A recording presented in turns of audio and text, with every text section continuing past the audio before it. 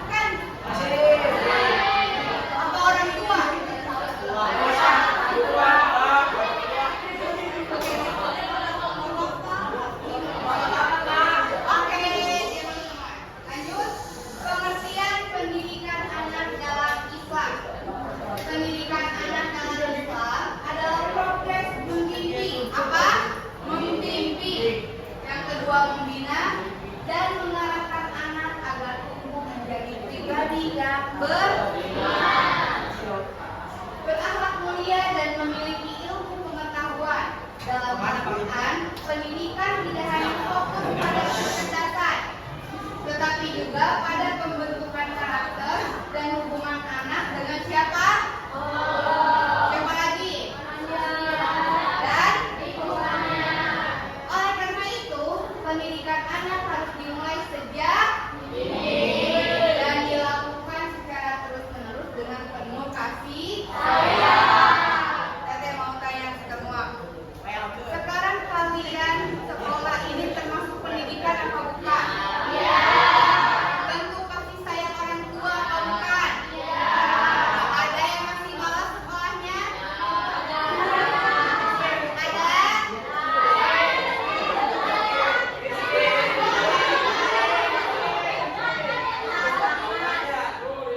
Kalian saya mau tanya nih, kalian di sekolah ini biar apa?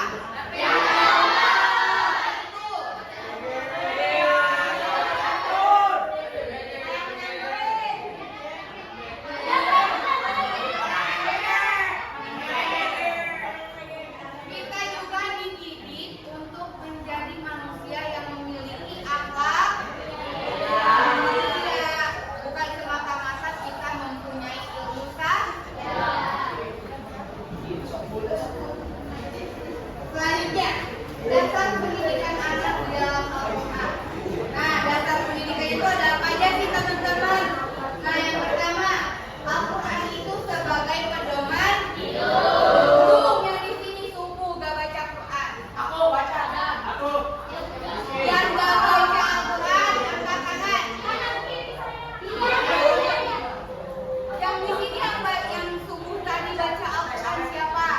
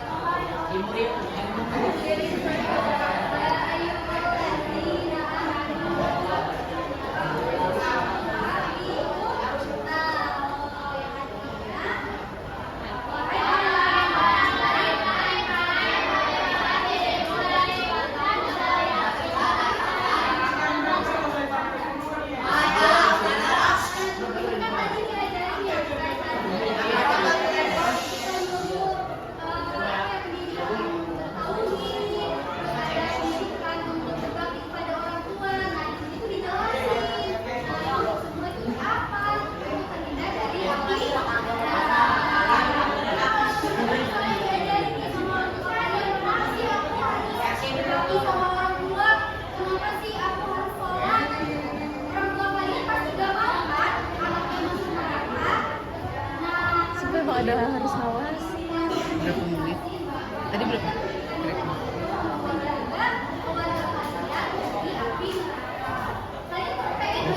ya. Udah apa nanti kita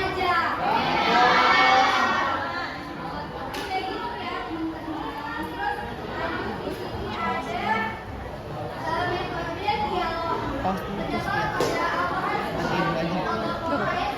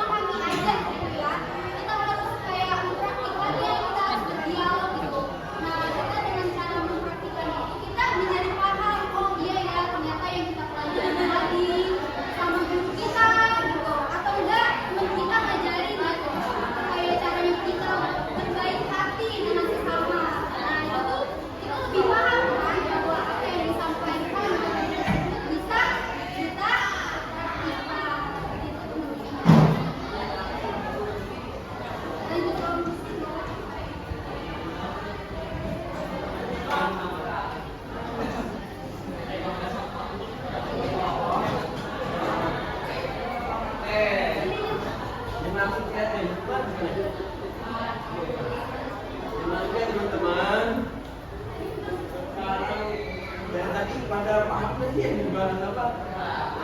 Ya, jadi dari tadi kita telah membahas metode. Apa itu metode? Ya metode itu bentuk apa?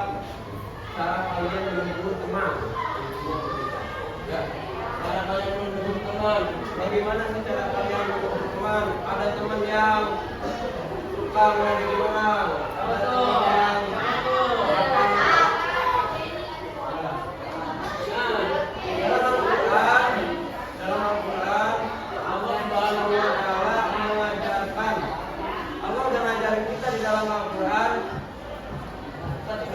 yang seseorang, maka hendaknya kita memberikan nasihat kepadanya. Agar apa?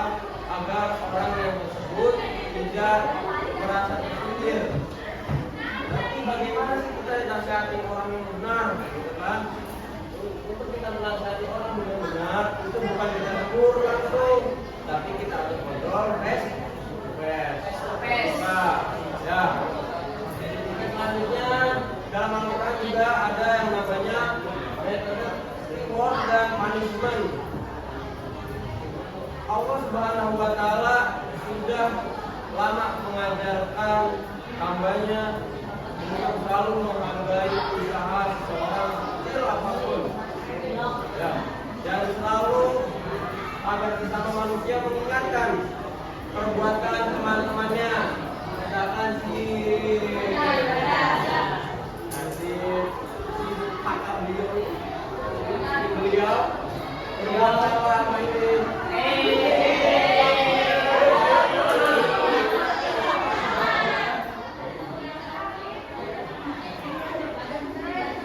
Allah Subhanahu wa Ta'ala udah ngajarin kita mana dosa yang benar, mana dosa yang besar, mana dosa yang kecil. Nah, bagaimana cara kita mendapatkan pahala? Kita sebagai orang yang berpendidikan, kita orang yang berpendidikan nggak? Pendidikan. Ya, kita sebagai siswa, orang yang cerdas, orang yang punya pendidikan. Kita nggak hanya tahu mana dosa, mana pahala, ya, tapi kita juga harus lihat lingkungan sekitar kita bagaimana. Ya. Selayaknya kita sebagai siswa, kita harus mengubah lingkungan kita menjadi lingkungan yang aman dan selanjutnya.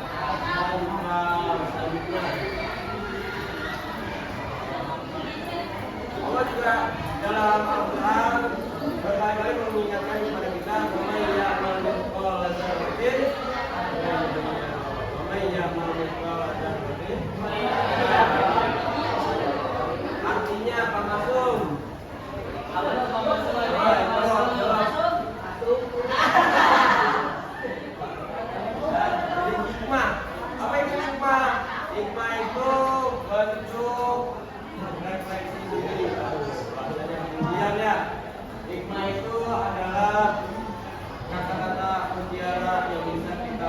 hari ini. Nah, setelah kita mempelajari bagaimana pendidikan yang seharusnya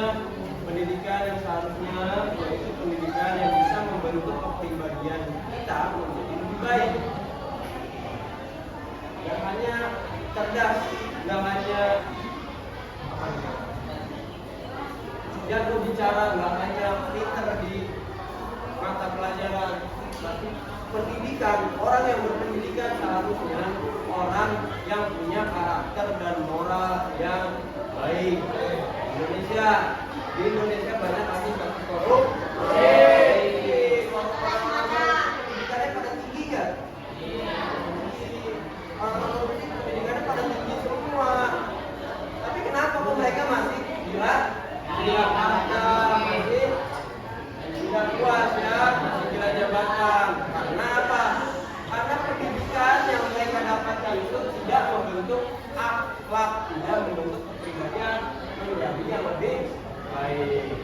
Kata-kata hari ini Pak Haji.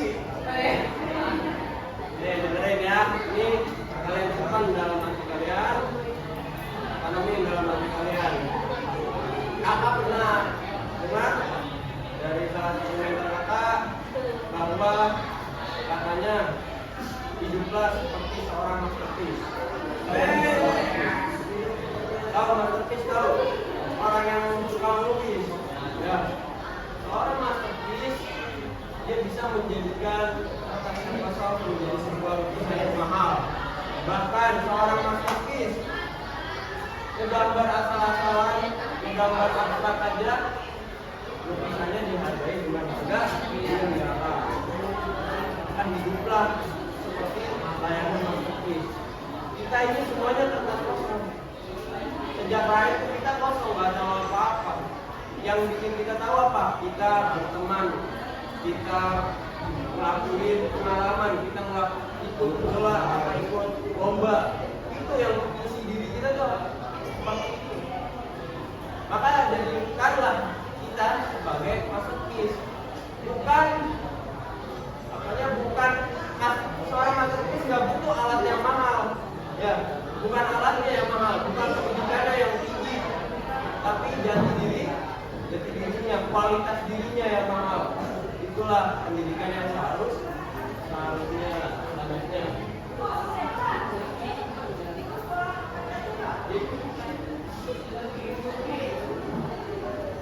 Nah, dari pembelajaran yang Allah berikan dalam Al-Quran, bahwa penting banget akhlak nomor satu.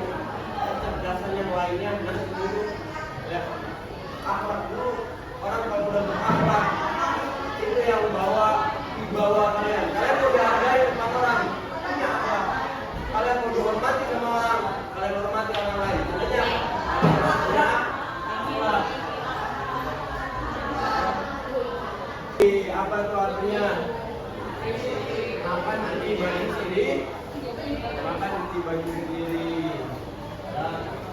Dan perlu banget di zaman sekarang ya, saat ini kalian sering melihat MPG di tahun yang lain pernah komplain? Enggak. Nah itu Al-Quran ngajarin kita untuk kita selalu berpikir kritis. Apa itu berpikir kritis? Pikiran yang tajam, pikiran yang cekatan ya. Kita bisa mencari titik celah permasalahan, lalu kita cari solusinya, lalu kita bawa permasalahan itu, kita diskusikan dengan guru. Itulah siswa sejati yang bisa membawa perubahan.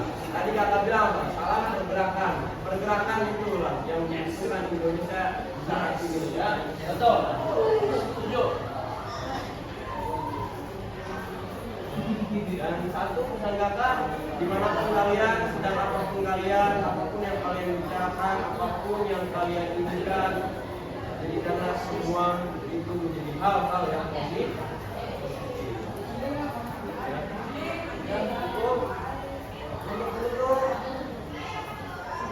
untuk pelajaran kali ini kita jargon dengan jargon yang baru. Ya. Jargonnya kali ini yakin, usaha, sampai. Yakin, kita udah yakin bahwa ajaran Al-Quran benar, kita meyakini Al-Quran. Berusaha, kita nanti akan berusaha untuk menjadi siswa yang sesungguhnya, siswa yang bisa bermanfaat untuk Indonesia. Dan sampai nanti kelak di masa depan kita akan sampai seperti apa yang kita inginkan. Ya. Jadi kalau kakak bilang yakin usaha sampai, kalian ikutin lagi, yakin usaha sampai, kayak gitu ya. 1, 2, 3, yakin usaha sampai, yakin usaha sampai.